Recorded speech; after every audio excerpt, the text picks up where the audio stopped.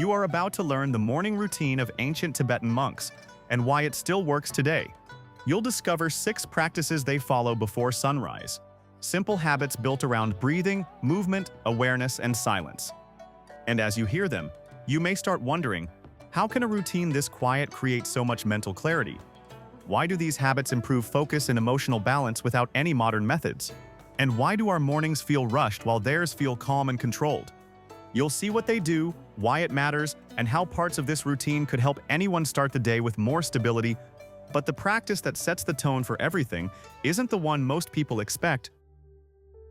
While most of us wake to notifications or the pressure of being late, monks in remote Tibetan monasteries start in near-complete silence. The air is cold, the paths are empty, and the only sound is the wind brushing against the stone walls. This quiet window is considered the cleanest moment of the day, the time when the mind hasn't yet absorbed thoughts, worries, or plans. Some monasteries preserve an old practice called circium listening. It's simple on the surface. A monk steps outside just before dawn, stands still, and pays attention to the environment. But the purpose is deeper. They listen for the faintest patterns, shifting wind, distant animal calls, a small crack of ice, or the rhythm of their own breathing. They believe this trains the mind to attune before it gets pulled by the tasks ahead. There's a practical layer to it too. In mountain regions, sound often travels farther than sight, so listening became a way to understand weather, movement, and safety long before clocks or forecasts existed. Over time, it turned into a daily mental reset, a way to begin the morning alert without rushing. A young novice once joked that the hardest part wasn't the silence. It was not sneezing in the cold and breaking the moment. Yet every monk remembers their first time standing there, realizing how loud their own thoughts were compared to the landscape. Next comes the moment when they shift from stillness to movement, a transition that prepares the body just as gently as the environment prepared the mind. The shift from quiet listening to deliberate movement happens gradually. In most monasteries, nothing begins with a rush. There is no sudden switch from stillness to exercise the way many of us jump from bed into a workout routine. Instead, the body is invited to wake up, almost negotiated with through a sequence known in some traditions as the 9 purification movements, a combination of breathwork and gentle physical motions. These aren't dramatic or acrobatic gestures. They're slow, controlled, and surprisingly simple, but monks say they change how the day feels. The purpose is straightforward: clear the night stagnation. After hours of sleep in cold mountain rooms, the chest feels tight, the joints are stiff, and breath tends to stay shallow. The 9 movements aim to open the lungs, warm the spine, and balance the breathing rhythm.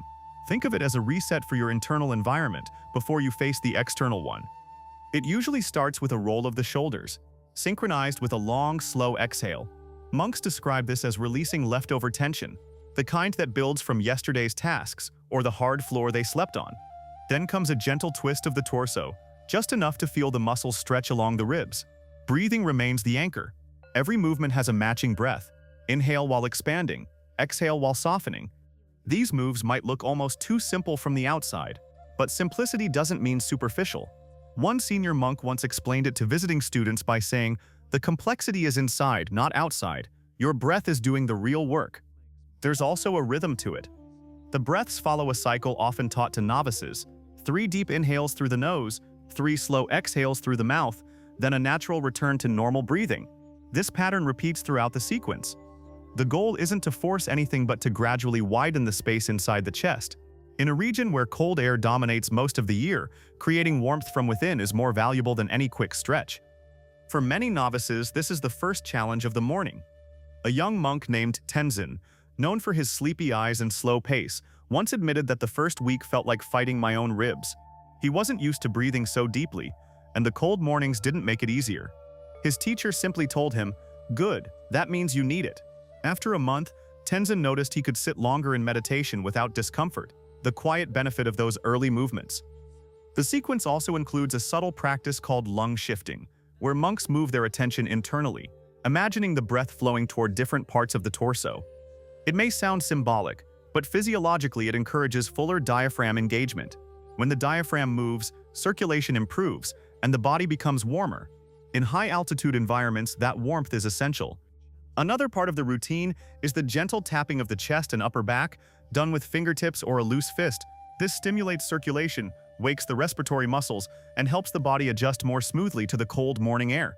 It's not aggressive, more like knocking at the door of the lungs, reminding them it's time to start working.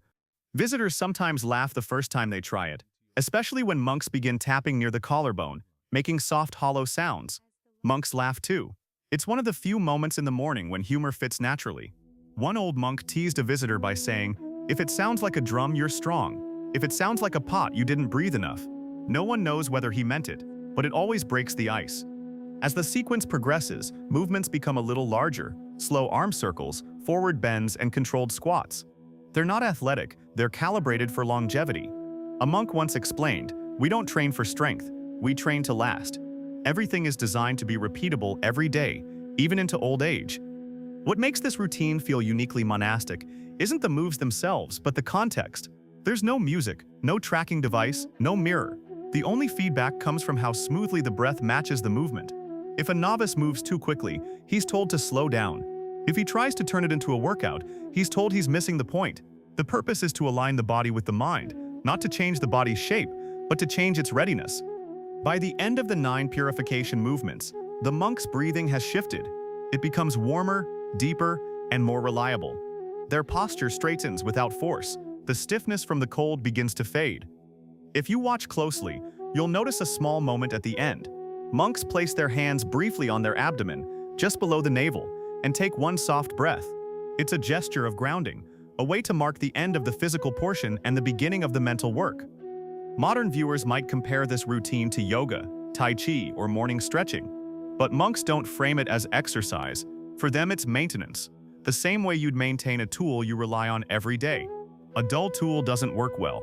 A tense body doesn't sit well, walk well, or think well. The 9 movements prevent the day from beginning with friction. This part of the morning also teaches novices something important. Discipline doesn't always look dramatic. Sometimes it looks like a quiet sequence of small, careful movements repeated every single day without skipping, even on the coldest mornings, even when no one is watching. Once the body is warm and the breath is steady, the monks are ready for the next layer of their routine, one that doesn't target muscles or joints, but the mind itself. And that comes through sound. After warming the body and settling the breath, monks move toward the part of the morning that many consider the true beginning of the day, sound. Not noise, not music, and not a performance, but a deep, steady vibration created with the voice. To outsiders, it can sound mysterious, even otherworldly, but monks see it in practical terms. For them, chanting at dawn works like washing the mind before any thoughts stick to it.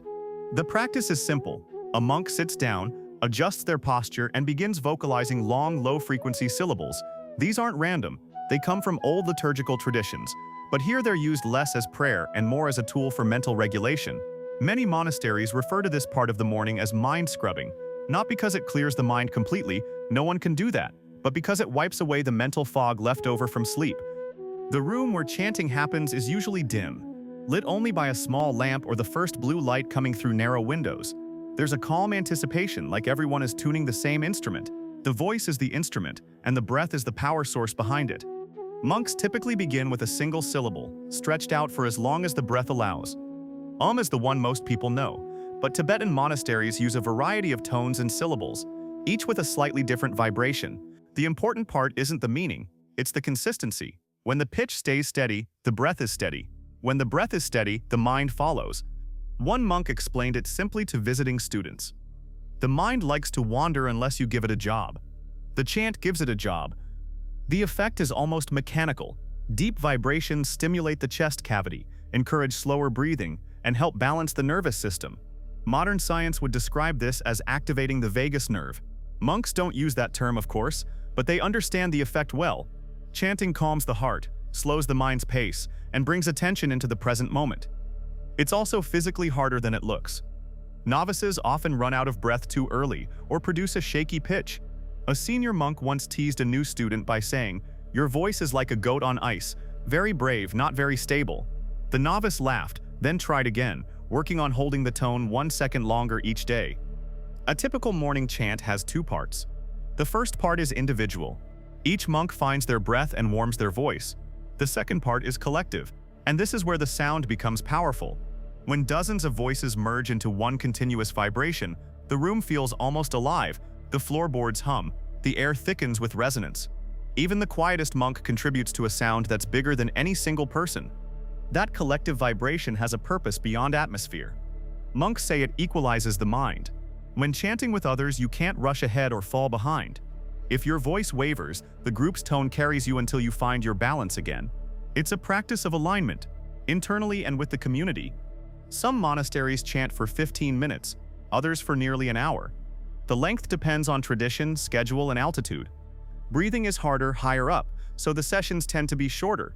Regardless of the duration, the effect builds gradually. The longer the voice vibrates, the more the body relaxes and the mind sharpens. Visitors often describe the experience as calming, but monks frame it differently. For them, chanting isn't just calming. It's energizing in a grounded way. Not jumpy energy, not caffeine energy, but a clear, steady alertness. One monk compared it to wiping condensation off a window. The view was always there. You just needed to remove the blur. There's also a small but important ritual after chanting: silence. Once the final tone fades, no one speaks. Monks remain still for a few seconds, sometimes longer, letting the vibration settle. This pause is a mental checkpoint. By noticing the quiet after the sound, they become aware of subtle changes inside. Slower thoughts, warmer breath, steadier posture. The silence also prevents the shock of jumping straight into activity. A monk once described it as cool down for the mind. Without it, the transition to the next part of the routine would feel abrupt, like turning off music in the middle of a song.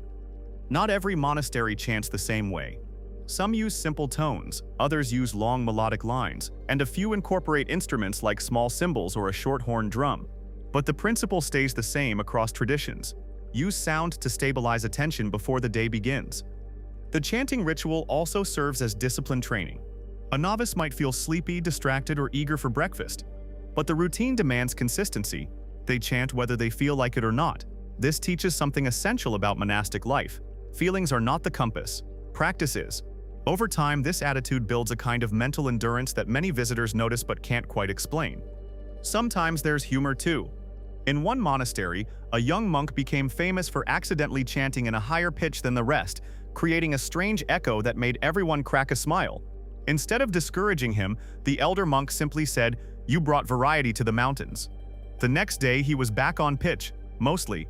The final part of the mind-scrubbing ritual is called settling breath. Monks take 3 slow inhales and 3 long exhales, letting the resonance fade from their chest. Then they stand up carefully, almost always in unison. This small moment marks the end of vocal work and the beginning of the next stage of the morning. For viewers, this whole process might seem ceremonial, but monks would insist it's extremely practical.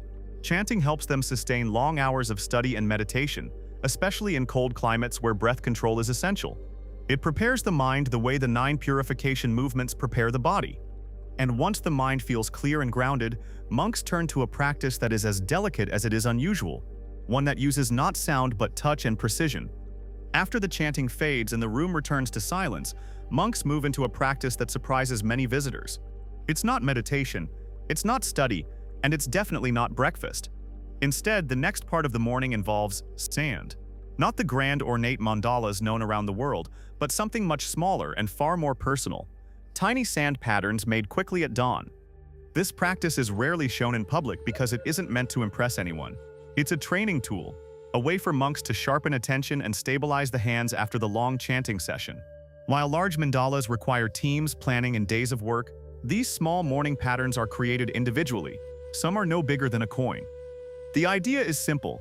A monk sits at a low wooden table, takes a small pinch of colored sand between the fingers, and lets it fall in controlled lines. The goal isn't to create elaborate shapes. Most monks draw circles, short spirals, or 3-line patterns representing clarity, intention, or gratitude. What matters isn't the symbol, it's the precision. One monk described it this way: "If my mind is still wandering, the sand will tell me." And he's right. When attention drifts, the sand spills unevenly, the line breaks, or the pattern skews to one side. It's immediate feedback, no teacher required. The environment around this activity is remarkably quiet. The only sounds are the tiny trickles of sand and occasional soft clearing of a throat. Sunlight begins to creep in by this time, giving the room a gentle amber tone. Some monasteries use sand collected from riverbeds, others grind local stones to create their own pigments. The colors aren't bright, mostly earth tones, but the effect is grounding. There's also a deeper layer to the practice. Creating something so delicate in the early morning reinforces humility. the pattern will be wiped away within minutes. Monks know this. They don't expect permanence, they expect presence. A senior monk once said, "If the sand survives, good. If it falls apart, also good. The lesson stays either way." Of course, novices take some time to reach that kind of acceptance. Their first patterns look like accidental spills, and they're often embarrassed by how uneven the lines turn out. It doesn't help that their teachers create perfect circles in seconds. In one monastery, a novice named Dorji earned the nickname Sandstorm, because no matter how hard he tried, the sand flew everywhere except where he intended. One morning, he sneezed at the exact moment he started a pattern, sending the sand in a perfect arc onto the floor. The monk next to him whispered, "Very artistic," trying not to laugh. Over time, though, even Dorga's hands learned to steady. What changed wasn't his fingers, it was his attention. The routine teaches monks to aim all their focus into the smallest possible task. When the world shrinks down to a single line of falling sand, distractions lose their grip. Another interesting aspect is that monks don't correct their mistakes. If a line curves unexpectedly or a pattern tilts, they don't erase it. They simply note it, breathe, and continue. The goal is not perfection but awareness. One monk explained that correcting every error would turn the practice into a pursuit of control, rather than clarity. Visitors who try this exercise often struggle with that part. They instinctively want to fix, rework, and polish the design. Monks gently remind them, "You're not making art, you're making attention." It's a liberating shift, though not an easy one. There's also a tactile dimension to this ritual that helps anchor the mind. Feeling the fine grains between the fingers, sensing how they move with gravity, paying attention to how fast or slow they fall, all of these sensations bring monks back into the present moment. In a world where most of our morning habits involve screens or rushing, this simple contact with earth has a calming effect. Some monasteries connect the small sand pattern to an intention for the day. If a monk feels impatient, the pattern becomes an exercise in moving slowly. If he feels scattered, the pattern becomes a test of staying centered. If he feels tired, the focus required wakes him up. It's practical, not symbolic. The pattern trains what the day will demand. Once the small design is finished, monks pause for a moment to observe it, not judge it, not admire it, just acknowledge it. Then, in one smooth gesture, they wipe it away with the palm of their hand. The sand falls back into a small bowl to be reused the next day. This is the part that affects visitors most. Watching something delicate and intentional disappear instantly can feel almost heartbreaking. But for monks, that disappearance is the point. It reinforces the idea that morning clarity isn't about creating something perfect, but about starting fresh, without attachment. The pattern vanishes, the mindset stays. After clearing the table, monks shake their hands lightly to remove any remaining grains. It's a surprisingly relatable moment. Everyone knows the feeling of trying to get fine dust off their fingers. A monk once joked, "Sand is like thoughts. Some grains always stay," prompting a round of muffled laughter through the room. The routine ends with one slow, grounding breath. The monks close their eyes, straighten their posture, and feel the calm created through precision and patience. Then they stand, ready for the next part of the morning. By this point, their senses are fully awake. The body is warm from movement, the mind is clear from chanting, and their attention has been sharpened through the sand practice. What comes next is one of the most ancient parts of the routine, a practice centered around fire, or rather, what remains of it. By the time monks step outside again, the sky is usually shifting from deep blue to pale gold. The sound practices and sand ritual have already shaped the morning. But now comes one of the oldest traditions still kept in remote monasteries, sitting with the last embers of the previous night's fire. This practice isn't widely recorded, not because it's secret, but because it's considered ordinary, a simple habit preserved mostly in high-altitude communities, where fire is essential for survival. The cold embers meditation begins with a monk approaching the hearth, usually a small metal stove or a stone-lined pit. The fire from the night before has burned down to a dim glow. A handful of orange sparks might still be alive under the ash. The monk doesn't add wood, doesn't fan the embers, and doesn't try to reignite the flame. The purpose is to observe what remains, not to change it. This is a practice of mind temperature, a phrase some elders use to describe emotional tone at dawn. Just as embers reveal how hot or cold the fire still is, the monk uses this moment to notice the warmth or tension that remains inside them from the previous day. The goal isn't to eliminate emotions, but to notice them before they quietly shape the day. The monk begins by sitting down in front of the embers, usually on a low cushion or folded cloth. The heat is faint, barely reaching the hands, But the contrast with the cold morning air is noticeable. They breathe slowly, letting the warmth rise toward the face. Some say this helps soften the eyes and relax the forehead. Simple physical details that make long hours of study or work more comfortable. There is no mantra in this part of the routine. No recitation, no guided technique. The instruction is straightforward. Watch the embers the way you watch your own mind. As the glow brightens or fades with each breath of wind, monks pay attention to how their thoughts respond. If the mind jumps toward planning, they return to the glow. If irritation arises, they note it. If sleepiness comes back, the tiny warmth helps them stay awake. One elder monk explained it to a visitor by pointing at the embers and saying, "Small heat teaches big lessons." He meant that small sensations, the slight warmth, the faint crackle, can reveal big emotional patterns. If a monk feels restless, he shifts too much. If he feels tense, his shoulders tighten. If he feels calm, his breath aligns naturally with the rise and fall of the glow. Nothing dramatic happens, but everything becomes visible. The practice also has historical roots.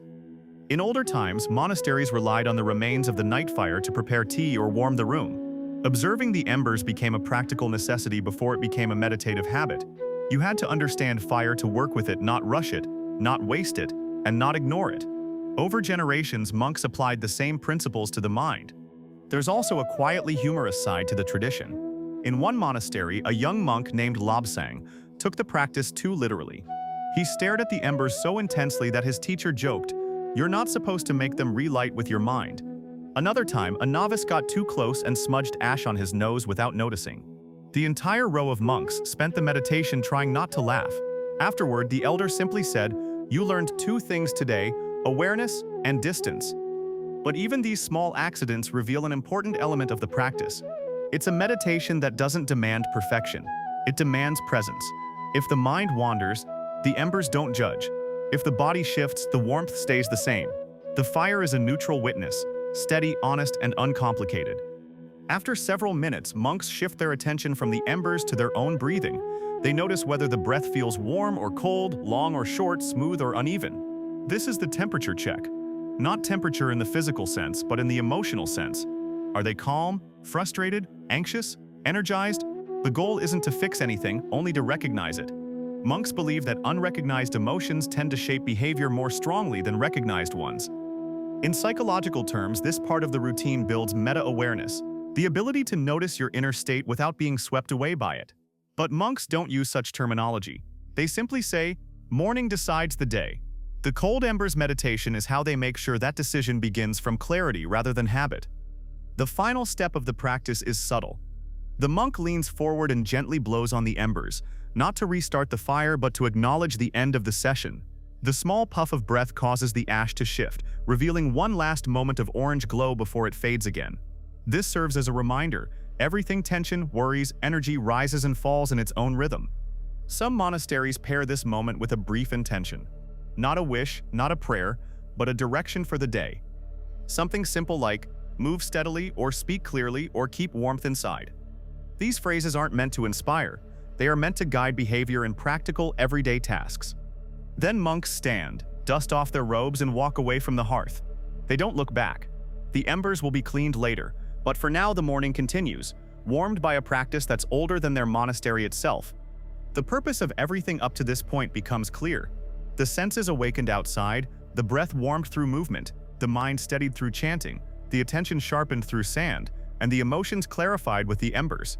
Now the monks are ready to step into the rest of the day with a level of calm that comes from preparation, not accident. The next section brings all these practices together, showing how they shape not just the morning, but the entire day ahead. By the time the morning routine comes to an end, the sun has usually risen above the mountain ridges. The monastery begins to sound more alive. Footsteps in the corridors, the soft clinking of bowls, the flutter of prayer flags outside catching the first real wind of the day. But something important has already happened inside each monk. Their morning wasn't about completing a checklist, it was about setting a direction. And everything that follows, from study to chores to community work, grows out of that early foundation. What makes this routine powerful is not its difficulty or its mystery, it's the layering. Each practice supports the next. The quiet listening sharpens the senses. The purification movements warm the breath and body. The chanting stabilizes the mind. The sand ritual tightens attention. The ember meditation reveals emotional tone. When all these layers stack together, Monks enter the day already balanced, long before anything challenging appears. Many visitors imagine that monks stay calm because they live in peaceful places. But any monk will quickly correct that idea. Monastery life is full of tasks, schedules, responsibilities, and human friction. Young novices forget instructions, tools break, weather shifts suddenly, and debates during study can get surprisingly intense. Calm doesn't come from the environment. It comes from preparing for the environment. A senior monk once explained it with a simple comparison. If you start the day running, the whole day runs you. If you start steady, the day follows you. For modern audiences, this may sound like advice about morning routines, but he wasn't talking about productivity. He was talking about alignment. The idea that your body, breath, and mind should be facing the same direction before you face anyone else. To see how the routine influences the day, it helps to follow a typical morning. After the embers practice, monks usually go to the communal hall for breakfast. It's plain food, barley porridge, steamed bread, maybe a few vegetables. Conversations are minimal, not because monks dislike talking, but because the calm created earlier is still settling. They avoid breaking it too quickly. One monk joked, "If you talk too much at breakfast, your mind starts eating words instead of food." Then comes study time. For many monks, this is the most demanding part of the day. They read dense philosophical texts, memorize long passages, or engage in analytic meditation. Without the morning routine, this could feel overwhelming. But with the breath steady and attention sharpened, the work becomes clearer. A novice once said that chanting made it easier to hear his own thoughts, not with volume, but with structure. Another said the sand practice helped him avoid rushing through the pages. These small habits ripple outward. By midday, the physical work begins. Some monks help cook meals, others clean the courtyards, repair tools, tend to animals, or gather supplies. Manual labor might seem unrelated to spiritual practice, but that's where the morning preparation becomes even more practical. When your posture is already aligned, lifting and carrying strain the body less. When your mind has been trained not to react impulsively, teamwork becomes smoother. When your emotional tone has been checked at dawn, conflict is less likely to escalate. In several monasteries, elders intentionally assign difficult or tedious tasks to novices in the first years. Not as punishment, but as training. Sweeping long stone pathways, carrying water up steep steps, or sorting supplies in cold storerooms become extensions of morning discipline. The monks who excel aren't the strongest. They're the ones whose mornings make them steady, patient, and attentive. There's a small but telling example. In one monastery, novices rotate a job called yak duty, which involves feeding and checking the monastery's few pack animals. One novice, after a particularly chaotic morning, forgot his turn and rushed out unprepared. He slipped on the icy path and dropped the grain bucket, scattering feed everywhere. The senior monk watching simply said, "This began in the morning, you didn't prepare." It wasn't criticism, it was a reminder that the morning routine isn't just tradition, it's practical insurance against the day's unpredictability. For modern viewers, the question becomes, what can be applied from this? After all, most people don't live in monasteries or wake up before the sun. But the principles behind the practices are remarkably universal. The first lesson is starting before the noise. Monks don't rush into the day, they create a buffer. Even 5 minutes of quiet listening without a phone, without checking messages, can shift the day's tone. The second lesson is warming the body before using the mind. Monks don't expect mental clarity to appear out of nowhere. They prepare for it. A few slow breaths, a gentle stretch, or a moment of posture alignment can replace the 9 movements in daily life. The third lesson is giving the mind a single task before it gets pulled in many directions. Chanting works for monks, but for others it might be humming, breath counting, or reading a few lines of something grounding. The method matters less than the focus. The fourth lesson is training precision on something small. The sand ritual teaches attention through tiny actions. Modern equivalents could be making a bed carefully, preparing a cup of tea slowly, or writing a single intention with full focus. The final lesson is checking emotional temperature early. People often move through the day unaware of their mood until it spills into conversations or decisions. A brief pause at the start of the morning, noticing tension, impatience, or calm, lets you adjust before the day amplifies it. None of these require living like a monk. They're ordinary habits applied deliberately. Monks simply repeat them every morning until they become part of who they are.